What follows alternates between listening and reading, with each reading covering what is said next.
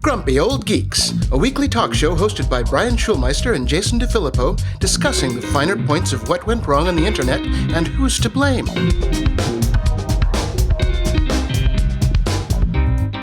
Welcome to Grumpy Old Geeks. I'm Jason DeFilippo. And I'm Brian Schulmeister. Brian, we got a 1-star review over at Apple Podcast from Jalele. All right. It said, didn't give it a chance. I wouldn't take this review too seriously. I have the show 8 minutes. Okay, good for you.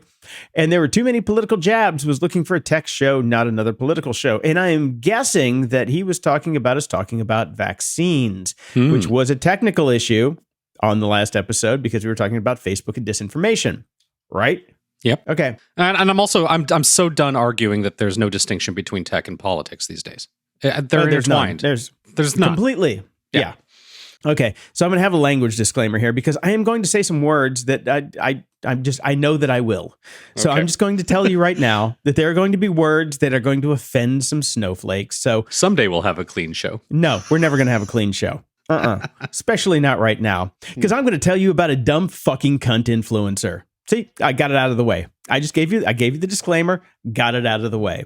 So in my spheres here in Los Angeles, I have run into, I share the same orbit, as it were, with influencers. I'm sorry. Not the good influencers, like, are there any, honestly? Neil deGrasse Tyson. I knew you were going to say that. That was the name I was thinking of, too. And anyway, hey, Jordy. Look, mind meld.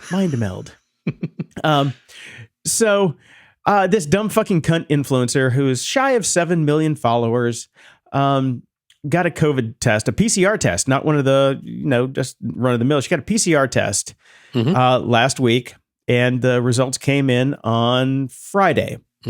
And so we found out, yes, positive for COVID-19, right? Public figure. Doing her thing, out and about, shaking her ass and her little titties everywhere, being an influencer. And we found out that she felt a little off 8 days before she got the PCR test. So that was at least 8 days before she got a result. So since then, little cunty McCuntalot has been out doing shows, doing live meet and greets, checking out homes, basically being everywhere that one shouldn't be, and living in a hotel, and not disclosing the fact that she is COVID-19 positive to anyone or wearing a mask. So you want to hear how pissed off I am? This is how pissed off I am. Because I also found out yesterday that one of my best friends in the world is a COVID-19 long hauler and has been having a shit ton of issues. So this chick could be out there killing people, could be causing people irreparable harm, and doesn't give a fuck about what she's doing. So yes, I am pissed off at the world right now, Brian, and Cunty McCuntalot can go shoot herself in the Cunty McCuntalot face. That's all I care about. Well, look, we're never going to get out of this. I'm very saddened about it. This is not the America that I grew up in, but apparently the American dream now is it's all about me and I'm going to do whatever I want and to hell with everyone else. We have no sense of civic responsibility anymore. That's just gone. What the hell's that? Can you get likes from civic responsibility? I guess not. No, you can't. You can get likes from wearing a flag as underwear and coughing your COVID-19 breath all over the people that are taking the pictures for you and putting on your makeup these days. That's the way you do it. It's sad. It's really sad. And we're not going to get out of this. And the numbers are going up, and it's not even just the numbers. I mean, even anecdotally, I've talked to a couple of my friends, and one of my friends told me that everybody she knows is vaccinated, but everybody's getting it. Obviously they're not getting incredibly ill, but we still don't even know the science on this. We don't know if the vaccine is going to stop a lot of these long haul effects that people are starting to see. There's now worries about increased risk of Alzheimer's. There's worry that mental degradation is occurring if you've had COVID, which I would argue that might be there pre-COVID. Hence, no. A lot of the population not being vaccinated yet, but no. But people who have even had it got it after they had it through no fault of their own, were completely careful, do have mental degradation issues from the long haul effects, which is why I'm so fucking pissed off. Yeah, and I'm intensely worried about that. Obviously, I have a child who's too young to get vaccinated. I can't leave the country if I get a positive test at this point, and I'm leaving the country in a week and a half. I don't trust anyone. And now it's not a case of not trusting anyone. Even the people I trust, through no fault, again, like we said, the Delta variant is so viral that through no fault of their own, people I trust implicitly, people I know who are doing the right things can get it. Can still get sick. Yes, because there's all these people running around not giving a goddamn fuck about anyone. I'm just done with this. I'm done. And I'm so thrilled I'm going to Canada. Not that there aren't anti-vaxxers. Humans in Canada. Not that there are. Let me finish, problem. Jason. Not that there aren't anti-vaxxers in Canada, but Canada's vaccination rate has skyrocketed past the U.S. now. And the people that are refusing to take it and the people that are demonstrating in the streets are treated the way they should be treated, like menaces to fucking society. Remember in the AIDS days, if you actually knew you had AIDS and had sex with somebody, they would treat you or they would charge you with attempted murder. If you spit on somebody, even if you had AIDS, they would charge you with attempted murder. Let's let all of the fucking potheads out of prison and put in the fucking anti-vaxxers. Look, we never would have. We'd still have smallpox if this fucking new American attitude was still in existence back then. This is ridiculous. I've read a couple great articles about it, and here we are. We're like going on and on about something that isn't technically tech, but it is because we might all die, and then there won't be another show. I started this off with this almost 7 million followers this person has, and is out there telling everybody it's okay. Yeah, I'm done. I'm just over it, and I think everybody that has done the right thing is now just getting fucking pissed. Yeah, everybody's pissed. I mean, everybody's pissed. So, yeah, there it is. So, a little follow-up for next week. There will be no show next week because you are traveling. You're going to Canada. Maybe. If I pick up the COVID somewhere, I'm not going anywhere. So, we'll see. Yeah. But yes, theoretically, that'll be it. So, yeah, and I need some time to settle in and get all my stuff there. And God damn it, I'm so tired, Jason. It's already enough just to be packing up your entire house with your kid and everything and moving to a different country. And I'm just depressed constantly because we see the wave coming again. And I can't believe we're here. 6 months. You can walk into a Dairy Queen and get vaccinated in this country completely free. And we can't get it done. I know. Okay. Anyways, let's move on to other things that are pissing me off. I'm taking the week off because it's my 50th birthday week, and I said, fuck it, I don't care. Good. I'm going to have a week for me. Go party with that influencer. Well, the thing is, no, I'm staying the hell at home, and I'm going to read books and enjoy myself because, this is the last one. It's like you look at all the different milestones as you grow older. And 50 is really the only one that anybody cares about. I'm not making it to 100. We all fucking know that. If I made it to 70, I'd be amazed. So this is the last great one. So I'm going to take time for me. I'm going to have some JC Poo time. And Good. That's what we're going to do. Good. I'm happy for you. And then we'll be back after that. You're not going to be back the week after, but we will have a guest host to fill in for you. So excellent. There we go. All right. Other things that are pissing me off. Now, I'm not going to spoil this. This is about we talked about the Anthony Bourdain documentary and the voice manipulation thing that occurred where they used lines that he never actually said because he used one of the artificial language programs that are out there to read off lines in his voice, which they never should have done. And again, I'm not going to spoil this, but apparently it's not the only thing that's faked. The entire ending, which pulls at the heartstrings, was completely constructed and made up, and it didn't happen organically whatsoever. If you want to know what it is, the link is in the show notes. If you want to go into the movie not knowing about what's going on, other than the fact that I just told you it's completely faked and bullshit, don't read the link in the show notes. But it does, I understand that documentaries are often play with the truth a little bit. But I do think at this point in time, as we've all become more and more media savvy, some sort of declaration should be made about things that are created rather than happened organically and aren't part of an actual documentary. Then it travels over into scripted reality or whatever we're going to call it these days. And the other thing that just completely drove me nuts is Of course, they called it AI, the voice manipulation. It's not AI. It's a machine learning algorithm. That's all it is. Yeah, they probably used Descript, and the one that we used to talk about, like Sparrow, had some bird name or whatever that you can just feed in stuff, and yeah. Yeah, I don't know why that stuff still bothers me, but when I read it in this article, I just wanted to bang my head into a brick wall again. So there you go. And a little bit more follow-up about the whole returning to work thing. Companies that make people return to the office will lose employees. Okay. That is what all these professionals now in the industry are saying is basically, if you're not going to be offering some work from home aspect of it, now that people have gotten used to it and gotten used to the fact that they don't have to sit in a car for 2 hours for commuting, and they're able to be a little bit more flexible with their time, because again, if you have a child, you understand that this country provides zero assistance for raising children. So I guess the USA just doesn't want to have another generation. Seems to be trying to kill people. Anyways, so yeah, that's basically it. They're basically saying if you do not offer some sort of option, good luck getting good talent. Okay. So be it. Unemployment will go up. That's the way it's going to be.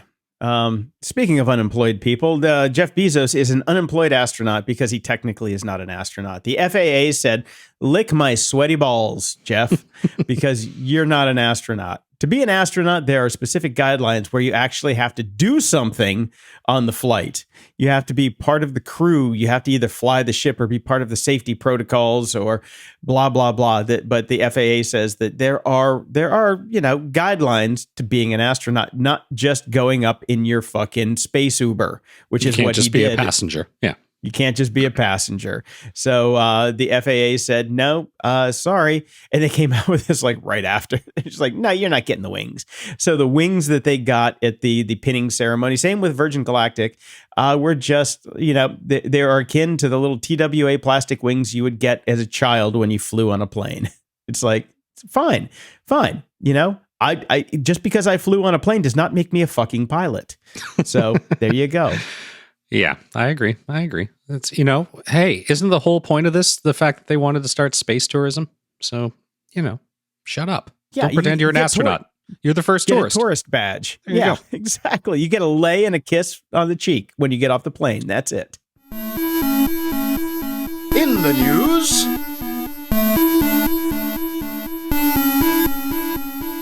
Our first bit in the news is from Barrett, who wrote in, "What the fuck?" And this is a whole story about YouTubers who blew the whistle on an anti-vax plot. So there was apparently a mysterious marketing agency. I wonder who might have been funding them. I wonder. I'm sure it was the Democrats, who offered to pay social media stars to spread disinformation about COVID-19 vaccines. Their plan only failed when some influencers actually grew a set of balls and instead of taking the money, went public about their attempt to recruit them. So I'm finally actually impressed with a bit of YouTubers. Yeah, the influencers here, I think they were German influencers. The Germans have done well. Yeah. Yes, my influencer is definitely not German. And a bit more news in the genetic screening area. We've been talking about all these different companies for a long time now, and how they're kind of bullshit. And here we go again. In August 2020, the first American child was born after using a new kind of genetic test in hopes of reducing the risk of heart disease. In vitro fertilization offered her father, the physician, an opportunity to use pre-implanting testing to select that embryo, according to this test from Genomic Prediction. So they are doing these new embryo tests now, theoretically to try to lower risk of certain diseases and conditions and things like that. However, genetic professionals have concerns about this high-tech solution to have healthy babies, as Orchard's tagline puts it. So they're basically, trying to sell fear to get you to do stuff. They're saying the tests aren't necessarily bad or inaccurate, but rather the science is complete. We do not know how all these things work out. And as they point out again, science though. Yeah, correlation has never been causation, and this is not a crystal ball, and they are selling basically junk science again. I don't know if this is junk science. I mean, they got to test on something. Unproved science. It's unproved science, Unknown. But you have to test. So, yeah, I mean, hey, you want to make an omelet, you got to break some embryos. So, go on, All right. That's the way it goes.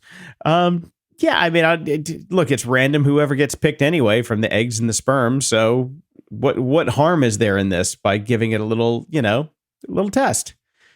I don't see a difference. I don't really see the problem with this. All they're doing is selecting embryos that were, ready to go. So, but if they're selling it as this is the solution, we can guarantee. I don't think they're saying that. I guarantee that their lawyers said that there's no guarantee.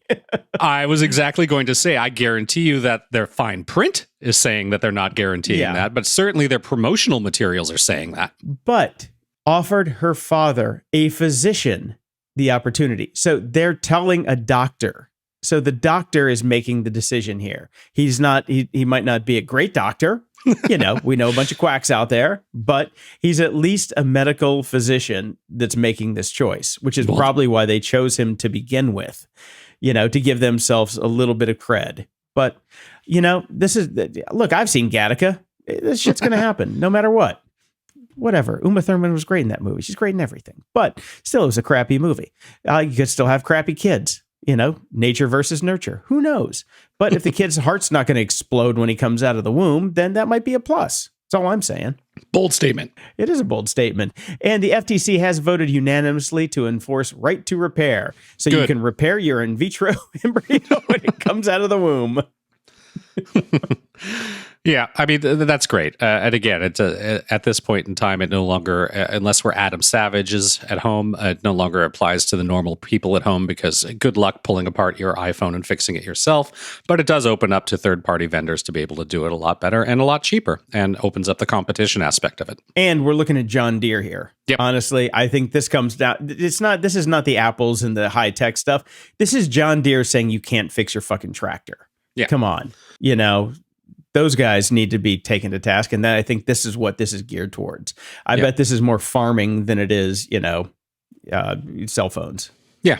Well, it's all of it. And it's good. We've been behind this the whole time. So I'm happy that that's happening.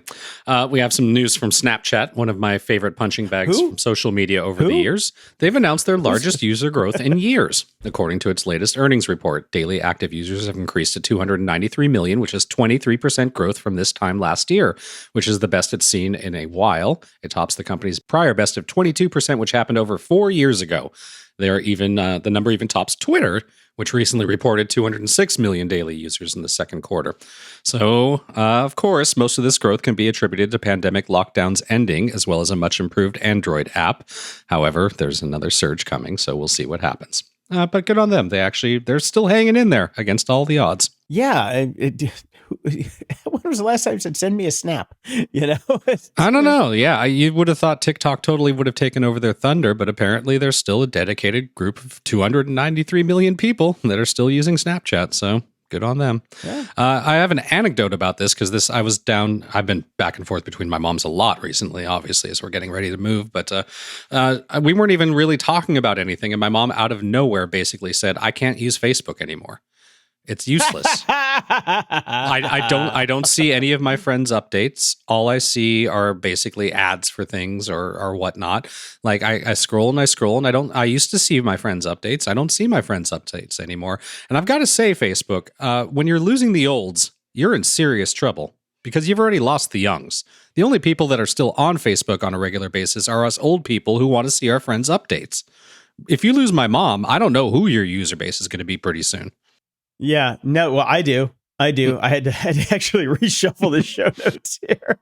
Mark Zuckerberg says he wants to transform Facebook from a social media company into a metaverse company because he's had a good run here in the real world. And Mark wanted to be the master and commander of all of his domain, but that just didn't really work out the way he thought it was going to be. He is not the king of the world.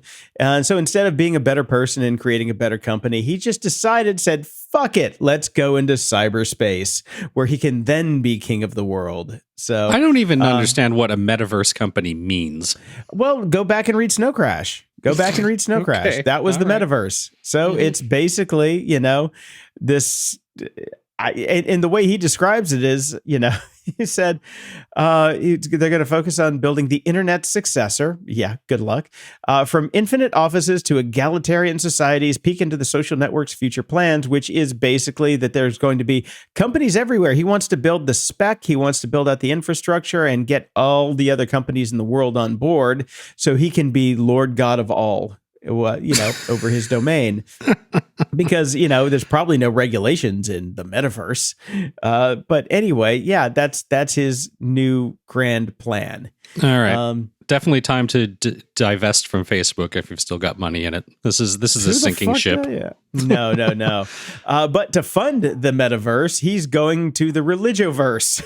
So, yes, they are targeting faith groups and churches right now to do paid live streaming and things like that. Apparently, Sheryl Sandberg is a big faith-based person. Which you got to be, I guess, to work with Mark Zuckerberg. You got to have faith. My own personal Facebook. Yeah. Gotta have faith. See, I went to Depeche Mode. I know. I was hoping you were going to chime in with a tune, but you didn't. Anyway, so yeah, that's what they're doing. They're charging like $10 a month for people to go to online Facebook Live religious services. They've been working with different churches and pastors and things like that. So, basically, they're, the scammers are going to the bigger scammers to find money, to find ways to get money from the rubes. Reach out and touch Zuck. There you go. See, I knew you had it in you. I knew you had it in you.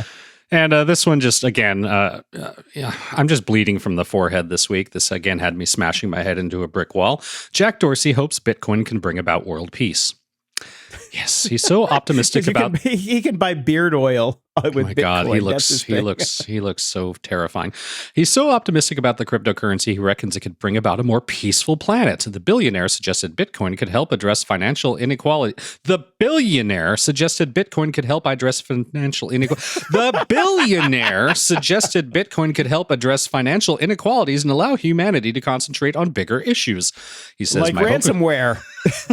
My hope is that it creates world peace or helps create world peace, Dorsey said. We have held these monopolies off balance and the individual doesn't have power. The amount of cost and distractions that come from our monetary system today is real and it takes away attention from the bigger problems.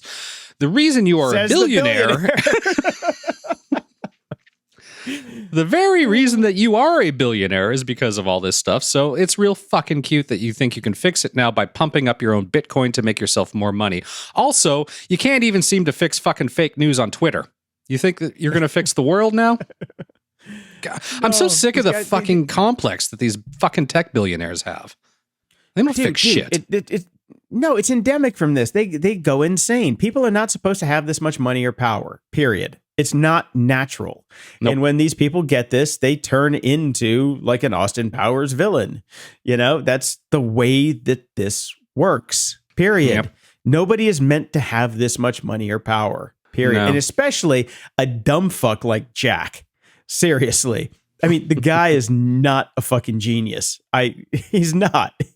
He's an introverted little square kid. That's why he named his company Square, because he is one. Yeah, it's a mess. But he's obviously not looking at the most of the transactions on Bitcoin, because it's either people who are hedging their bets to make money on it, or it's ransomware fuckers who are actually making money on it. Yep. That's.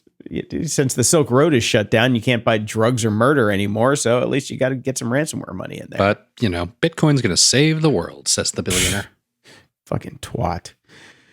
Speaking of twats and billionaires, Jeff Bezos and Elon Musk both want to colonize space. Here are the 6 biggest problems with their plans, from thinning bones to toxic plants on Mars. Actually, let me go ahead and condense this down to the one problem. Space wants to kill you. It's like Australia. Yes. Space is like quicker. Australia. Yeah. And so the TLDR is basically biology. Yeah. Biology in space is hard. We're not meant to live there. We are not gelatinous pieces of goo that can float in, zero gravity forever. We are built to live on a planet with gravity and oxygen and food and water. And none Bitcoin. Of which fucking existed in Bitcoin. Yes. And Facebook churches. Come on. Can I get a hallelujah up in here? Well, $9.95 a month. Speaking of space and Elon Musk, everybody in the world sent this to us, but I'll give credit to Martin, who sent it first and said, wow, even the moon can trick a Tesla. We have talked about the various ways that self-driving cars are a cluster F that will always be 20 years away, but this one is probably my favorite of all time. So Tesla, as we talked about, recently announced that any Tesla user can subscribe, not buy, subscribe to Autopilot's full self-driving feature. Read that again. Yes. Full self-driving feature, which is not a full self-driving feature. In fact, even the moon made the car slow down. It turns out that the feature mistakes the full moon for a yellow light and slows down the vehicle. And now the article says, it should be noted this is an extremely yellow and quite low moon. To which I would say, it should also be noted that it was the moon, an object that is 238,000 miles away. See, this is what happens when you use photography instead of LiDAR, because LiDAR would tell you that it's 238,000 fucking miles away. There is no yellow light. Now, I get that the Tesla can go pretty fast, but if it needs 238,000 miles to slow down, I'm not getting in that car. The Tesla guys might need to talk to the SpaceX guys to work on their software. That's all I'm saying. To the moon, Elon. Yes, and you can go to gog.show/shop. Coming soon, we will have our stoplight stickers for your back window any day now. I think we just make moon stickers at this point. That's true. That's true. Shoot the moon.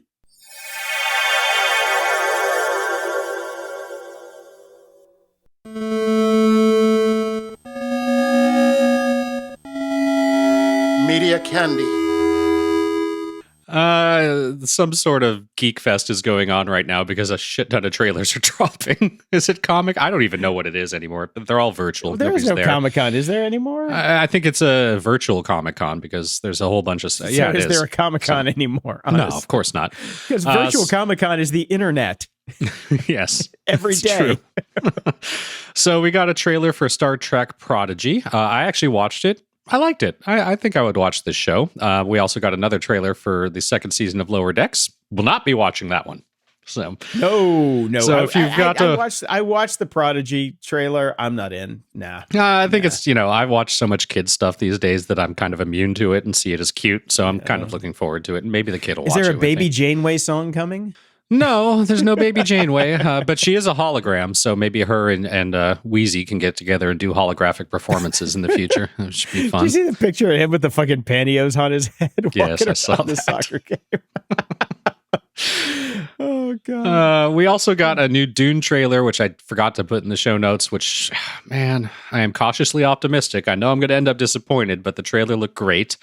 And we got the Dexter Revival revealed their first trailer at Comic-Con. I haven't watched it yet. I'm kind of torn. I think I want to go in cold.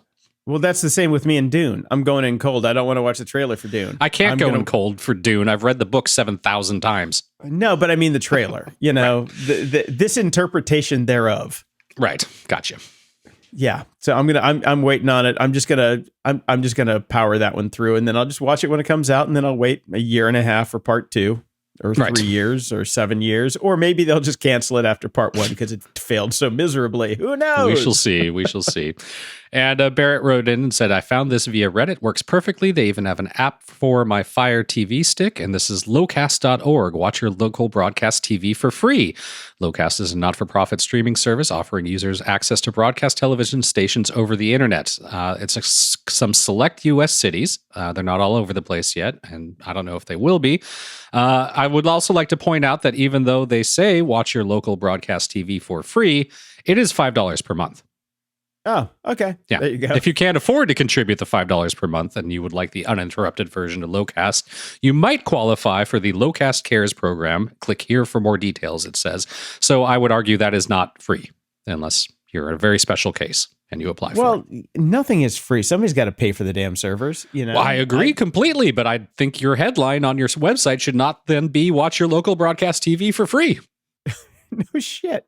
I'm just saying. Duh. Yeah, not for profit does not mean losing all your money. But we covered this before when it first came out a couple years ago. And seems to work. I went and I watched it for free for a few seconds. Didn't get any upsells or anything, but it was just a few seconds. If I wanted to leave it on all day, I'm sure they would say, "Excuse me, I want my $5. I want my $5. I love that movie. I watched "Won't You Be My Neighbor," the I love Fred that Rogers documentary. I'd never seen it. God damn, I love that movie. Right? It's just so great. Good. Yeah. See, this is the case of a documentary where I don't give a fuck if they made anything up, but I know that they didn't because there's so much anecdotal evidence that Fred Rogers was Fred fucking Rogers his entire life all the way through. Yep. You know? But man, I feel like we're a bunch of pieces of shit because all we do is shit on everything. And Fred is out there saying, lift up your neighbor. We don't. We shit on our neighbor here. So kind of made me sad in that way, but I loved it. I absolutely loved it. I was just stuck to the TV. And Ted Lasso season 2 is out. I know. I'm waiting. What? I'm waiting until I get to Canada to watch it. Too much going on right now. You? Need too much going on. 22 minutes. Can't do it. Can't concentrate. 22 minutes. I'll get around to it. I can't do it right now. I'm surrounded by boxes, man. I want to enjoy it. I want to be able to crack a beer and sit there and watch it. You can for 22 minutes, and it's fantastic. So when you get to Canada, you'll be very happy. It's the same show. Wait. I can't wait. It literally picks up where it left off. Everything's the same. It's perfect. Good, because the same in this case is exactly what I want. Yeah. They didn't. Here's the deal. They didn't fuck it up. It's a great recipe. Don't fuck it up. Ups and doodads. We get a lot of email from PR companies that never ever listen to our show requesting interviews and for us to talk to people about their silly projects. I kind of want to start doing that, though. Should we? I think we should. I think we should take every person that comes in here and just take the piss out of just all of them. do a 5-minute interview with them where we're like, I mean, every single idea that's come through has been horrid.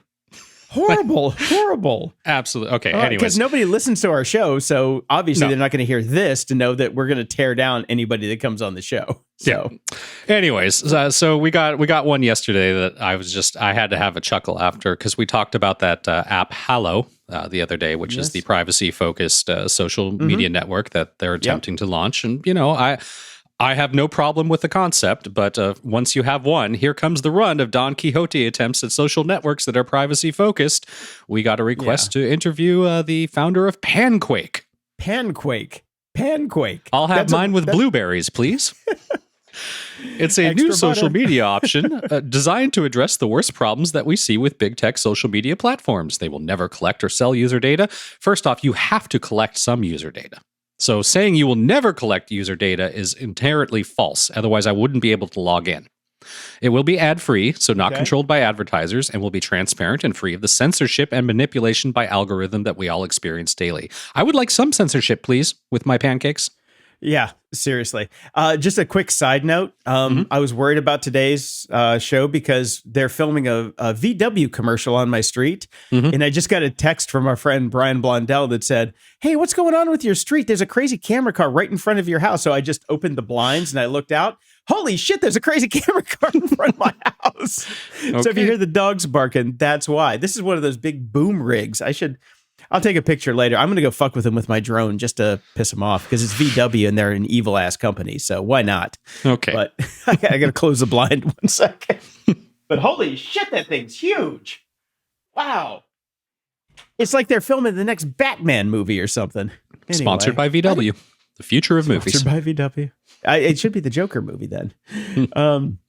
I got Alto's Odyssey, The Lost City. So basically, Apple Arcade bought up some rights to Alto. And what they did was they took Alto's Odyssey and then added on an extra level and made it free if you're an Apple Arcade user. And I love it. It's great. I'm glad they're doing it. I started at the beginning, but then I found a little button that said, import your Alto's Odyssey progress. I'm like, well, shit, I'm on level 60 on Alto's Odyssey, 59 on Alto's Odyssey. Why not? So then I imported it, and then I'm like, oh, I'm kind of bummed now because I skipped all of the middle levels and stuff like that. And I have to say that Alto's Odyssey is like a great book. And I've talked about this before on the show for years, that when I get to the end of a great book, I almost never want to finish it. Like I've never finished reading Sandman. Out of 35 fucking years later, I've still never read the last 5 episodes of Sandman. And I'm going to have to soon because they're making it into a damn TV show. So I guess I should finish The Wake. But so I never finished the game. And I think I'm just going to have to finish it finally. But right, it's great. If you're on Apple Arcade, just go grab it because it's free now. Cool. Yeah. You've loved that series. You've been talking about it nonstop since we started the show or since it came out. So, yeah. And most of our friends on the Discord channel also agree that it's the best game that's been on the, iOS ever. So cool. I'm not alone on that. Yeah. All right. And Barrett sent this in. Finally, some good, interesting tech news, this time batteries. And this is a startup that claims a breakthrough in long-duration batteries. A 4-year-old startup has built an inexpensive battery that can discharge power for days using one of the most common elements on Earth, iron. Form Energy's iron-air battery breathes in oxygen and converts iron to rust. Thank God they're not claiming it's artificially intelligent. And then turns the rust back into iron and breathes out oxygen, discharging and charging the battery in the process. That's pretty cool. It's going to be too heavy for electric cars, but it will be capable of solving one of the most elusive problems facing renewable energy, cheaply storing large amounts of electricity to power grids when the sun isn't shining and the wind isn't blowing. So we'll see. They're basically came out like this has been shrouded in secrecy and NDAs forever with some investors and all that, but they're coming out and making it public because they want to make regulators and utilities aware that if all goes according to plan, they will be ready. Yeah, thank God for that. They should be ready by 2025. So I like to quote the X-Files, I want to believe. Security?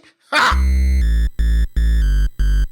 Dave Bittner is back. Dave is the co-host of the Cyberwire podcast, co-host of the social engineering podcast Hacking Humans with Joe Kerrigan, co-host of Caveat with Ben Yellen, where they discuss law and policy and surveillance and privacy.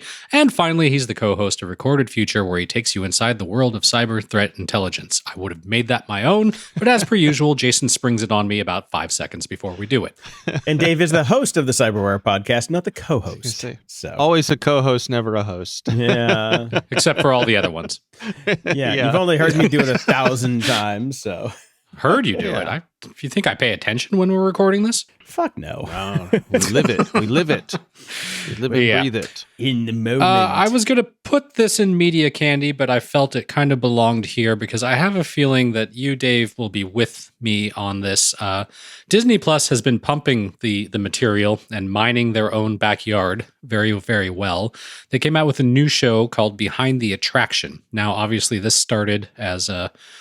It's executive produced by Dwayne "The Rock" Johnson, and the very first episode is The Jungle Cruise, which is basically an extended trailer for the movie that is now coming out. But they have kept it going. They've done 5 episodes so far where they basically go in-depth on rides from Disneyland. A particular interest to you, I think, would be the Star Tours / Star Wars Land episode where they... they go back in time to the original, like, groundbreaking and how they came up with the concept of the rides. And then this one, they get into Star Wars Land as well. They've also done Haunted Mansion, Twilight Zone Tower of Terror, which is no more, as Space Mountain. It's really good. The production is top-notch. The writing and voiceover work are cheesy as hell, but it is Disney. I think you'd get a kick out of this. Yeah, I'll check it. So this is on Disney Plus, I suppose, right? Yes, on Disney Plus. Yeah. I mean, I know you didn't grow up 3 blocks away from Disneyland and go there every single day, but no. As I did, which is why this is a particular interest to me, but... I thought you would enjoy it. You do like your theme parks, and I know you like Disneyland, and so yeah. Well, and I love all the behind the scenes stuff too. I'm always interested in looking at the blueprints and the overhead maps of how the rides work and how they and all that sort of thing. So, this would be a lot of fun. It reminds me that. I don't know. In the past year or so, I saw someone found in an old theme park trade magazine an ad from the company who made the simulator that Star Tours uses. Ooh, that'd be yes, cool. they get deep into that in this episode. Yes, is that right? Okay, yes, they do. So, but they so showed the Imagineers flying over there to test it out to see if they could figure out a way to use it. Yeah. Yeah. Okay. Well, so this ad was predated Star Tours. So it was just kind of like, hey, we built this thing and you should use it, and little did we know that, it was going to get a hell of a launch, right? With Star Tours. Yeah. Star Tours is the one that I definitely want to watch because that is my favorite thing in Disney ever. So, man. I mean, just again, I went, they talk about the 48 hour or it was a 72 hour party that they did where they had never done that before. They kept the park open 24 hours a day for 3 days when they launched that ride. Wow. Because they knew the demand would be so huge. And I was quite young at the time, far too young to have been there 24 hours straight, which is what, of course, my friends and I all did. We hopped on our bikes, snuck out of our houses, and went to attend the party. And it was the one and only time I ever got grounded. Yeah. Wow. That's it? Seriously? You got grounded hard to once? Oh. Perhaps that says more about your parents than it does about you. Well, getting straight A's and all that buys you a bit of leverage.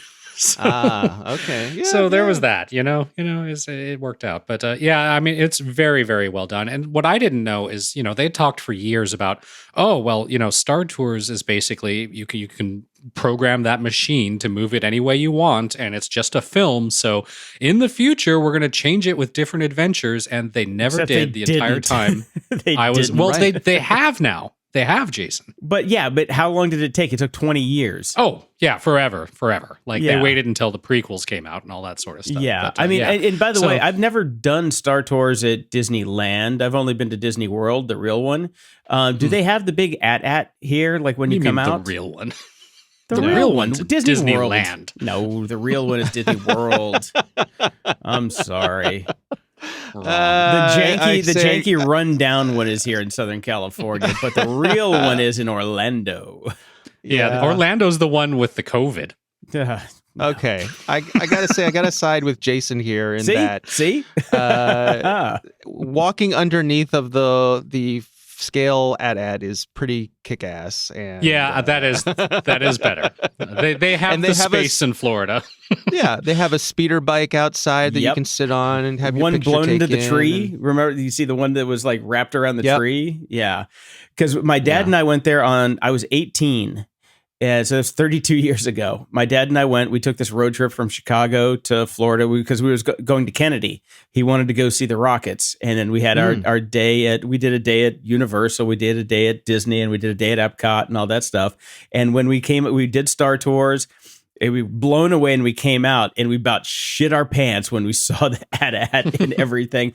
And I have okay. This dates it properly. I took a picture of it on Kodachrome with my Nikon 8008. So it's on slides. I have a slide of the AT-AT when it first launched. So I mean I agree. It is. I think. It is it's probably one of the greatest, I don't know, I keep hedging, but no, it is the greatest ride experience I think I've ever had in my life. Exactly. And I remember the moment because it's just all of your childhood dreams realized, Yes. And the moment when Rex, the pilot, says, "I've always wanted to do this," as you're going down into the trench. I was just like, me too. You will really, really, really enjoy this episode then, because they get into, because George Lucas himself was getting involved, and they get into the ideas that George Lucas had for the ride and how they had to steer him away from his concepts. Good. Oh my God. Yeah. And how they finally landed on the actual concept. And yes, it was the Imagineers basically going, we were Star Wars geeks as kids. We want to build this ride for us. Yeah. We want to make it, we want to be there. Mm-hmm. Right. Yeah. The other thing I remember after the first time I rode it, I was so convinced by the simulator itself that I really thought that they were somehow accelerating you forward when you were doing the jump to light speed, that you weren't just tilting back. Yeah. It was so convincing to me. And I was I'm trying to think in my mind, like, how big a space must it be? How is this moving around? Is it working? No, I mean, they're just tilting you around. When you get off, you get to see it. And it's just like, oh, okay. Right.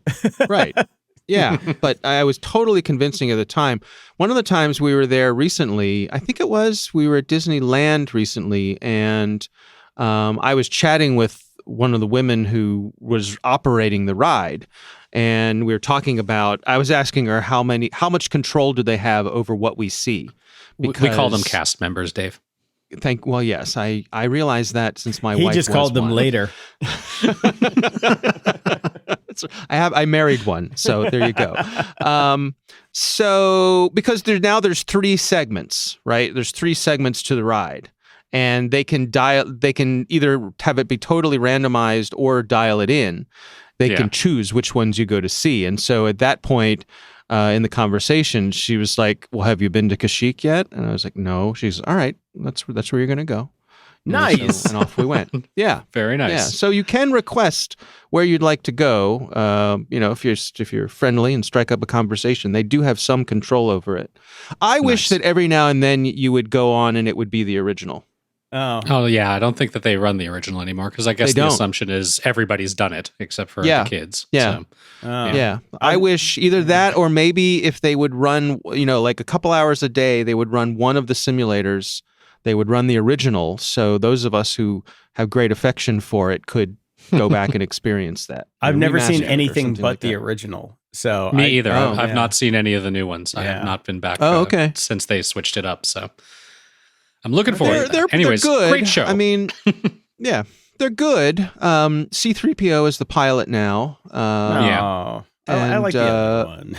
And it's in 3D. Well, you find out that Rex has been moved to Star Wars land. Okay. He's a DJ in the bar, apparently.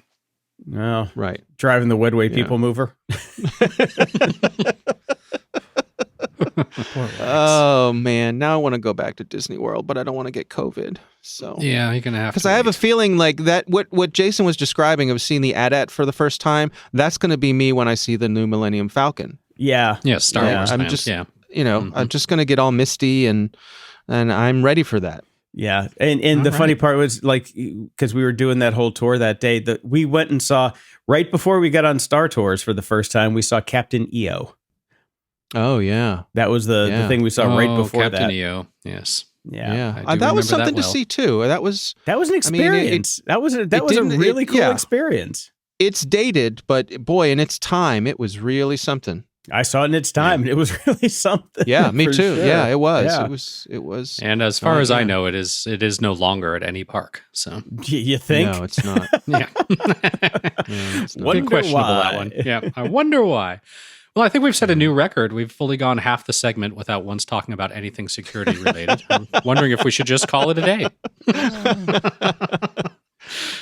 It's your show. All right, let me move on to it here. On July 14th, Fight for the Future helped launch a nationwide campaign to document which of the country's biggest retailers are deploying facial recognition and which ones have committed to not use the technology. I think this follows solidly in the we knew it was happening, but now we really know it's happening category. Mm-hmm. So a bunch of huge companies, Macy's, Albertsons, and to tie it together with what we were just talking about, I'm sure Disneyland have facial recognition throughout the entire areas. Oh, hell yes. The aim is to draw attention to retail stores using facial scanning algorithms to boost their profits, intensify security systems, and even track their employees. Now, I think you'll both probably agree with me that, this is a technology that I'm sure isn't going to go away anytime soon. But what I would like is just the knowledge that it's being used. Why? Maybe some sort of sign. I don't know. Because then I could choose to go in or not. If I could vote with my wallet. I could say, well, I don't like the fact that they're using this, so I will go to a competitor's store. There's no competitor to Disney, though. Where are you going to go? I'm not talking about Disneyland Farm? Specifically. Hey, Knott's is a good time. Okay. Not as good. I'm just talking about just in general, your Macy's, your Albertsons. Like if Ralph's is not using it and Albertsons is, then perhaps I will go to Ralph's. Okay. Give me the choice. I mean, if we go anywhere, you and I, Jason, both know this very well living in Los Angeles and what you were just dealing with today with the VW commercial being shot out your house. There are signs up saying, if you come into this area, you agree to be blah, blah, blah, blah. I'm asking for the same sort of thing from the stores that I go to. Yeah, there are, and by the way, in my local grocery store, my Ralph's here, there are video cameras everywhere, and they do have in the high security aisles, AKA razor blades for some reason, and booze. Actually, no, it's not in the booze aisle. Laundry detergent. No, dude, they actually started putting Tide Pods in the back behind a glass case, and you have to take a ticket up to buy Tide Pods now. Yep. What the hell's up with that? I did not know that there was a black market for Tide Pods. I mean, Yeah. I thought we killed off all the kids that really cared about them a long time ago, thanks to social media. Come on. No, laundry detergent is a hot black market item. Wow. Because everybody needs it. And so it's easy to sell, and it's not cheap. So it's, if you can get it, you can turn it over quickly at a discount, and you'll find lots of customers. But it's not like you can stuff it down your pants. Come on, these things are huge. I know. I've got to say, I remember back in my college days walking around campus and then just starting to get outside of campus into the area where all the students shop and things like that. Vans would regularly pull up, open their doors, and sell speakers. That was the big commodity back then. Oh yeah, well that speakers was a at a scam. half. The speaker scam. Yeah. You know, I'm just saying, if one would have pulled up at that point with half-cost laundry detergent, I would have bought it too. Okay. Yeah. Did not have a lot of money in college. There was a story I saw about a couple weeks ago, I guess now, that was about a young girl, teenage girl, who got denied entry to a roller skating rink because as she was waiting in line, she got tagged by a facial recognition system that tagged her as being someone who had gotten in some sort of scuffle at the roller skating rink. I'm going to give you a couple of guesses now as to what color skin this young teenage girl had. Well, she was black and apparently has a time machine, because who has a roller skating rink anymore? You know, I was going to go Scandinavian. Right. She's tall, blonde. Yeah, that's right. Well, the money goes to Jason, who, young African-American girl, and she had never been to this skating rink before, and that's the way it goes. Wow. You know, that bias in facial recognition software just might be there. Yeah. Who'd have thunk it? Yeah. Yeah, absolutely. So... It is private business. Yes, I don't think they're required to disclose anything. I am glad that a lot of places are saying you cannot use this for law enforcement anymore, which is what it should be. But here's the deal: did she sue and win a bunch of buckets of money? Because that's what I would be doing right now. Last I saw, they were in the process of that, of just giving her a bucket of money, saying "shut up." And no, I mean they were negotiations were underway. Of course. I suspect she will probably get a bit of a payday and go on her way and find another place to buy a cool new pair of blades. Yeah. Right, exactly. She will have the highest quality all the blades skates from now on. That's right. That's right. No roller blades. Period. Not on this show. Damn it. Aren't they still called blades? Whatever they ride. No. Those new ones? Well, no, they're roller skates. Roller skates have 4 wheels. No. 2 and 2. 2 and 2. All right. Whatever. No, you just can't. Okay. You can't do roller blades at a skating rink. That's just verboten. Sorry. I don't care what color your skin is. No way. Anyway, what is way is I saw this over on the Washington Post. Or actually, I didn't see it on the Washington Post, but sites like the Washington Post, the New York Magazine, and a bunch of others have a bunch of porn embedded in them because this site that used to be called, what was it? It was called VidMe. VidMe let their domain lapse, and a porn company bought it. 5-Star Porn HD bought it, and basically threw up a bunch of porn links for all the embeds that were out there, and good on them for doing it. Because that's all I have to say about that. It must have been more work for them to get all the embeds to match than to just wipe the database and start clean. But why would they do that? That's free press. It's free press. It's quite a troll. It's quite a troll. Yeah, it is. And here's the thing about embeds. They also get all the data from all of the people that are coming to that site. So they have all your tracking data, everything that comes with getting an embed on your site without them having to actually sign anything, because the deal was the original VidMe. So now these sites just have embeds for a dead site that has a completely new corporate structure, and those people can take all that data and track as they see fit willy-nilly. I love all the data collection that might be happening right now, like especially like personalization for ads, because it'd be like likes articles about sociology, local news, and hardcore pornography. Exactly. That's it. So, yeah. Link rot. Yeah, It's a thing. It's a thing. I mean, and you know, it's easy enough for these people to just do a quick SQL search and pull them all out and find them and pull them out. But yeah, which I suspect there were many people frantically doing on the day. Exactly. What's that select statement for */ what's the regex for a vidme embed? No. Right. Shut them all down. Hurry. Yes. Yeah. I do declare. Anyway, that was fun. It was a fun one. And listener Joseph sent a link in here. So he wrote, "Oh dear, somebody should have been listening to the GOG podcast." Well, nobody does. So people never seem to understand how little privacy and anonymity there is. Sigh, hypocrites deserve to get slapped upside the head, but this also shows once again how many vulnerable and closeted individuals can be out and doxxed. And this is the Catholic priest who quit after anonymized data revealed alleged use of Grindr. No anonymized data. We know there's this. No such thing. We scream it from there's no such thing. Data sets can be matched up. They will find you. They will target you. It will happen. It's unfortunate. There you go. Yeah. And it's, I got nothing else. We know that there's no anonymized data. Mm-hmm. Yep.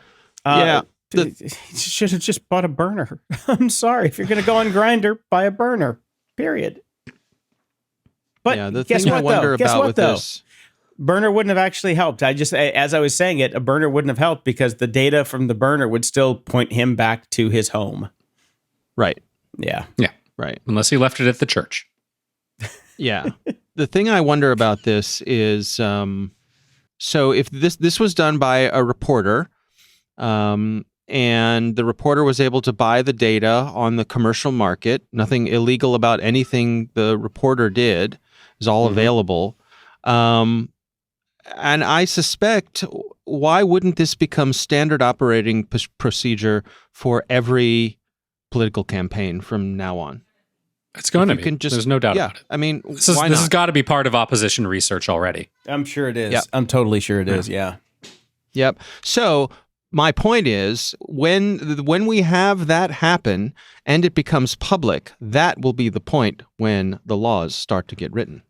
Yes, this is what you say all the time on this show. It is when the lawmakers themselves get hung by their own petard that we will actually get some laws about this. They have been hung by their own petard many times, and it hasn't happened. So, yeah. I wasn't going to point that out, but Jason did. I stand by my statement. This time. We'll see. Just hasn't gotten high enough yet, right? That's right. That's right. Well, I mean, look, if Biden can get hung by his petard for his, what was it? Not Vimeo. What was the horrible payment app that we all hate? Venmo. Venmo. If his public finances. Yeah, public finances. It's like, okay, well, they changed it a bit just from public shaming, but there were no laws put into place, Yeah. And they're still horrible. I mean, somebody asked me for my Venmo the other day, and I'm like, are you fucking kidding me? What? You still use that? What are you, a dinosaur? But people still use it no matter what. Anyway. Yeah. Man. And this one this chaps my dazzle, as I like to say. QR codes are here to stay. So is the tracking they allow. And this comes from the ACLU. I've had many problems lately with the ACLU. A lot of problems. The biggest one was them trying to get all the prisoners released from Orange County Prison or jail because of COVID and just letting them out on the streets because it was a risk to them, even though they were a risk to society. That was a big one.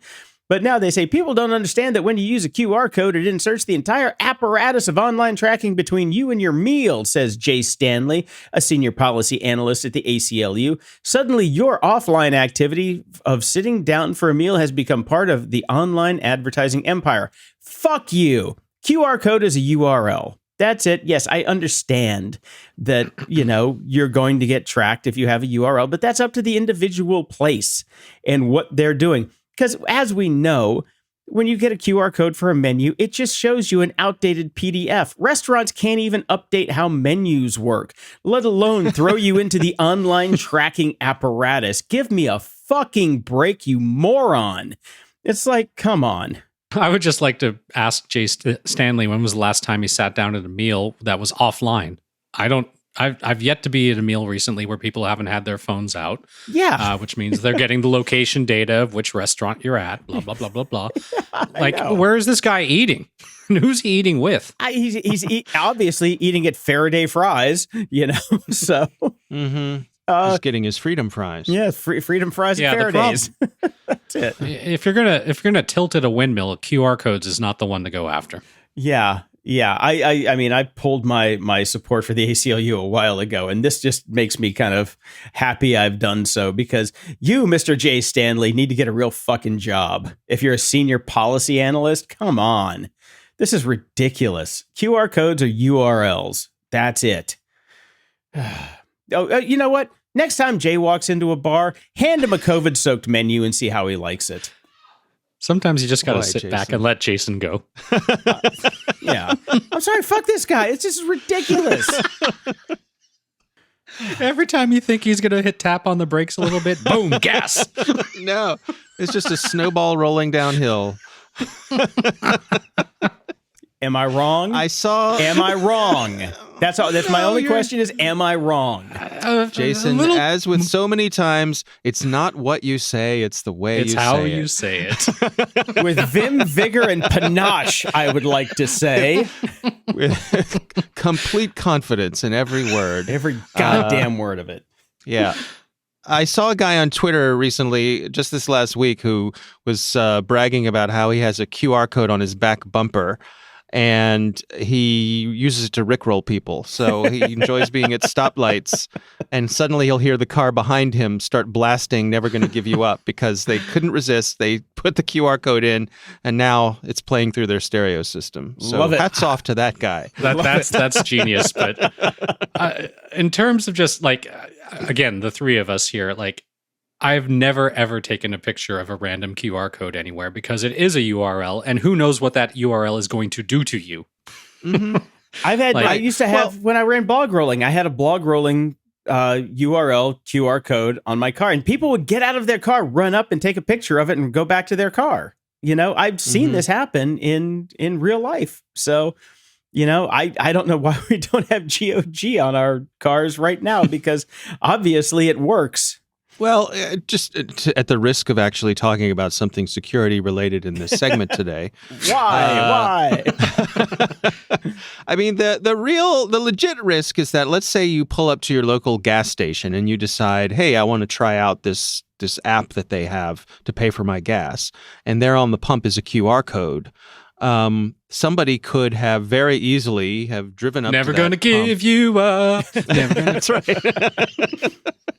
And they could have put their own sticker over top of the sticker with the legit QR code. Ooh. And yes. It could just be a man-in-the-middle attack. We've they're talked about gathering that, yeah. all your information. Yep. And it looks like the Exxon or whatever gas station it is. It looks like the legit site, but they're just gathering up your information, your password, whatever. Yep. Well, God damn it, Jay Stanley's right.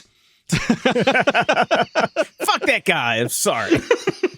We talked about this 7 years ago. No, we talked about this 7 years ago when China was going to all QR code payments. And we're like, what's to stop somebody by, I don't know, making a sticker that goes on top of it? Come on. Right. Mm-hmm. Yep. Right. So what someone needs to do is they need to make fake menus for restaurants that people go to. So you replace the QR codes, people go there, they scan it, and then everybody starts ordering things that are not actually on the menu at that restaurant. See, I was going a little bit. If I were a teenager, yeah. See, Dave, I was going a little bit more dark, because I want a QR code that immediately opens a website that just has a progress bar saying your files are now being encrypted. Please send us X amount of Bitcoin, and boom, and it just shows them that screen. Obviously, it doesn't do anything, and then after that is an affiliate link to some kind of security service that we could make money on. But that's just me. Yeah. Well, I think, did I tell you about the time when a security company sent me a box full of cookies that had QR codes printed on them? No. Yeah. Yeah. It's somewhere. There's a picture of them somewhere back in my Twitter history. There's a picture. I posted a picture of them, and it was kind of exactly that. They sent me a box of these delicious cookies, and printed on the cookies were QR codes.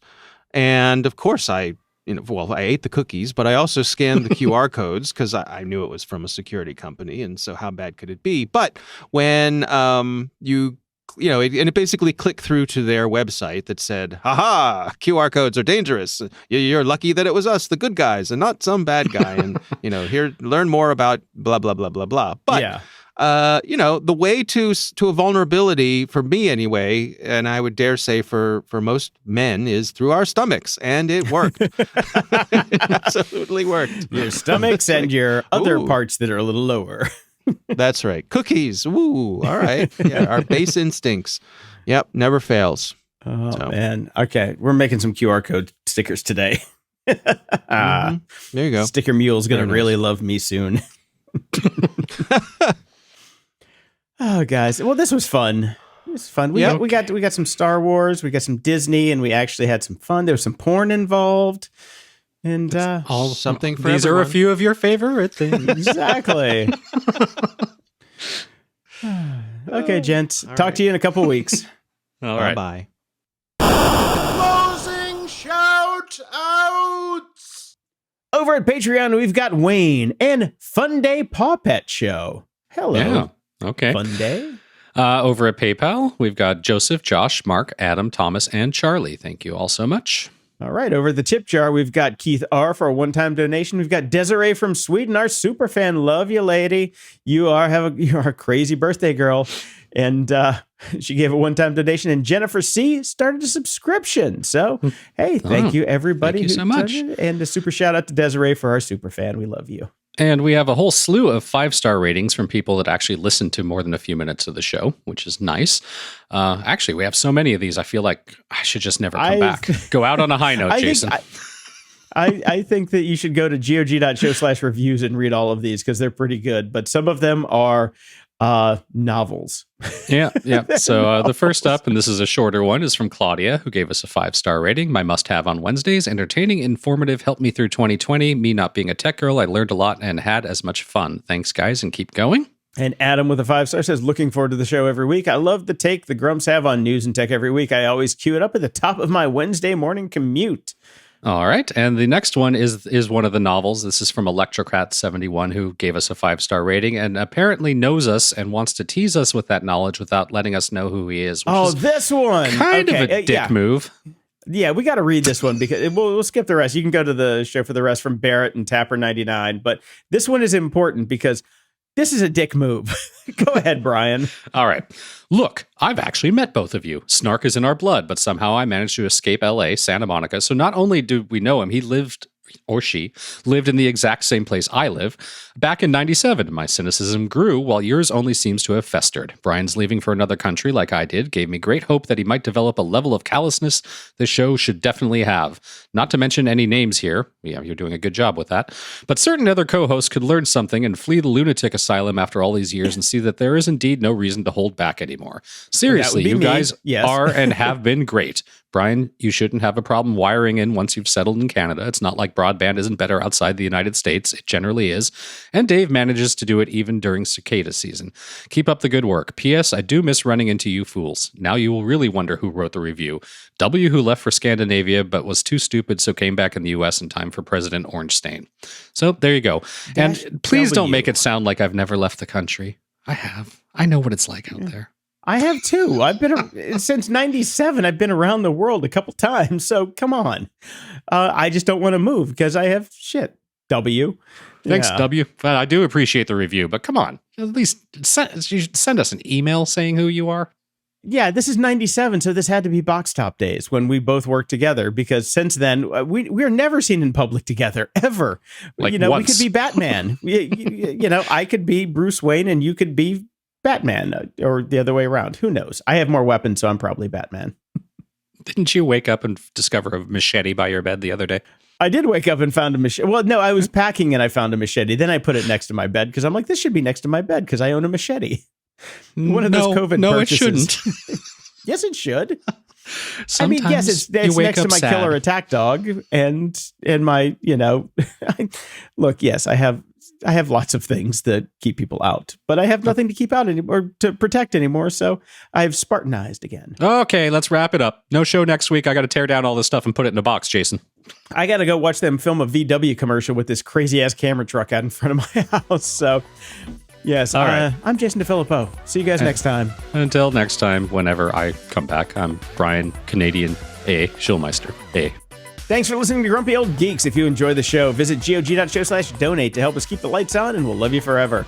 You can also help us out by sharing the show with your friends and enemies. It's easy and absolutely free. And seriously, share the show with your friends and enemies. Show notes for this episode are at gog.show/516. From there, you can find links to everything we talked about in this episode, as well as links to our swag and Discord channel if you want to buy some stuff or chat with us and other show fans. You can also head over to gog.show/contact and send us your feedback or questions that we can read on the air, except for these 17 million line reviews. But if you do want to leave a review, go to gog.show/review and toss us a snarky one, and preferably 5 stars. Stay grumpy, and we'll see you in 2 weeks.